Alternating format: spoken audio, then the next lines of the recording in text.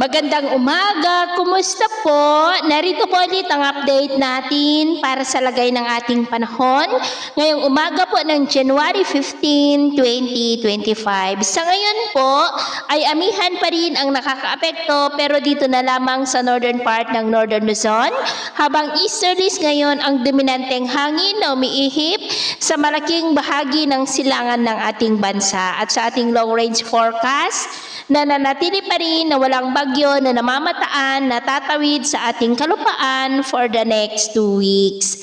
At sa lagay po ng ating panahon, ngayong madaling araw ay maayos ang panahon sa malaking bahagi ng bansa, pero may tsansa pa rin ng mga isolated rains sa ilang bahagi ng Cagayan, Isabela, Nueva Vizcaya, Quirino, Aurora, Quezon, Catanduanes, Aklan, Eastern Samar, Leyte, Bohol, Cebu, Caraga, Davao Oriental, Zamboanga at Sulu Archipelago. At mamaya po ay sisikat pa rin ang araw sa malaking bahagi ng ating bansa pero may tsansa pa rin ng cloudy skies with isolated rains sa silangan ng Cagayan Valley, lalo na sa may Isabela, Quezon, Catanduanes, Eastern Samar, Leyte, Bohol, Cebu, Northern Negros, Aklan, Caraga, Davao Oriental at Sulu Archipelago. At mamayang hapon, mas maraming lugar ulit ang makakaranas ng cloudy skies with isolated rains sa ilang bahagi ng ating bansa, kaya mag-ingat pa rin po tayo sa posibleng banta pa rin ng mapagbaha